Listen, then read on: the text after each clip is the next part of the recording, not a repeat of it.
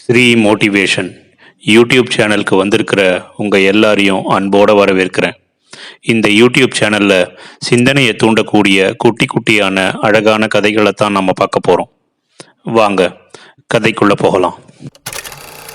இன்னைக்கு நம்ம பார்க்க போகிற குட்டி கதை ஆண்களுக்கு கடைசி வரை புரியாது. ஆண்மகனுக்கு நிறைய விஷயம் வாழ்க்கையின் கடைசி வரை புரியவே புரியாது. அதில் ஒரு முக்கியமான விஷயம், நினைத்த நேரத்தில் சாப்பாடு போடு அப்படின்னு வீட்டு பெண்களை உத்தரவிடுவதால் அவர்கள் எவ்வளவு பாதிக்கப்படுகிறாங்க அப்படிங்கிறது.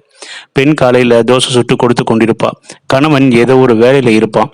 மனைவி சாப்பிடுங்க அப்படின்னு சொன்னால், இரு இந்த வேலையை முடிச்சுட்டு வந்துடுறேன், இந்த ப்ரோக்ராம் முடியட்டுமே, சாப்பிட்ற மூடு இல்லை, அரை மணி நேரம் போகட்டுமே அப்படின்ற மாதிரி நிறைய காரணங்களை சொல்லுவாங்க. மறுபடியும் அரை மணி நேரம் பிறகு கல்லை எடுத்து சூடாக்கும் வரை காத்திருந்து, மாவை ஊற்றி தோசை வேகும் வரை காத்திருந்து, அதை தட்டில் போட்டு சட்டினி எல்லாம் ஊற்றி அவனுக்கு பரிமாற வேண்டும். ஊட்டி விடாத குறை தான். அதில் நெய் தோசை வேற, பொடி தோசை, முட்டை தோசை அப்படின்னு ஒரு அலப்பறை வேற நடக்கும்.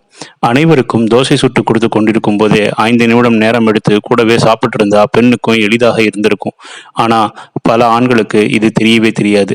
அதுவும் இளைஞர்களாக இருக்கும் ஆண்களுக்கு சுத்தமாக இந்த அறிவு ரொம்பவே கம்மியாகவே இருக்கும்.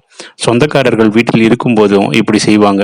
மதியம் 2:30 மணிக்கு அந்த குடும்ப தலைவி வேலையெல்லாம் முடிச்சு கொஞ்சம் அயர்ந்து படுக்கலாம் அப்படின்னு போகும்போது, சித்தி சாப்பாடு போடுங்க, பெரியமா சாப்பாடு போடுங்க அப்படின்னு சொல்லும் இளைஞர்கள் இன்னமும் இருக்கத்தான் செய்கிறாங்க. அவர்கள் சொன்ன உடனே அந்த சித்தியோ பெரியம்மாவோ அத்தையோ தட்டை கழுவி ஒரு சோற்றை போட்டு குழம்பை ஊற்றி கொடுக்க வேண்டும். அவர்கள் சாப்பிடும் வரை காத்திருக்க வேண்டும். மறுபடியும் சோறு வேண்டுமா அப்படின்னு கேட்க வேண்டும். இந்த பத்தியை படிக்கும் பல இளைஞர்கள் இந்த நேரத்துல கூட இப்படி உங்களை அம்மாவையோ சித்தையோ அத்தையையோ அக்காவையோ கொடுமைப்படுத்தி கொண்டிருக்கலாம். இதை நீங்க வேண்டுமென்றே செய்வதில்லை அப்படின்னாலும் அது பெண்களுக்கு நடக்கும் கொடுமை தான். உங்க வீட்டிலேயே கூட உணவு சமைப்பதற்கு உதவி செய்ய முடியாவிட்டாலும் உணவு பரிமாறுவதற்கு உதவி செய்யுங்க. கொஞ்சம் சப்பாத்திகள் இருக்கிறது, கொஞ்சம் குருமா இருக்கிறது, 4 பேர் இருக்கிறாங்க, அதில் 3 பேர் ஒரே சமயம் ஒன்றாக சாப்பிடுகிறாங்க அப்படின்றா 4வது ஆளுக்கு குருமா தனியாக எடுத்து வைக்க வேண்டும். எவ்வளவு எடுத்து வைக்க வேண்டும் அப்படிங்கிறத அவங்க கொஞ்சம் யோசிப்பாங்க.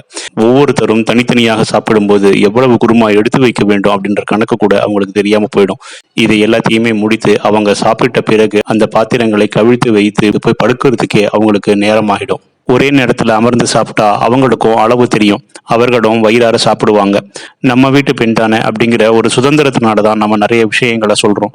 பெண்களும் தங்கைமார்களுமே இந்த விஷயத்த குழந்தைகளை வளர்க்கும் போதே சொல்லி கொடுத்து வளர்க்கணும். இந்த மாதிரி நம்ம சொல்லி கொடுத்து வளர்க்காம விட்டுட்டா வளர்ந்ததுக்கு அப்புறமா அந்த ஆண்கள் நீங்கள் எதை சொல்லி கொடுத்தீங்களோ அதை தான் அடுத்த பெண்கள் மேலே திணிப்பாங்க அப்படிங்கிறதையும் நாம் மறந்துடக்கூடாது.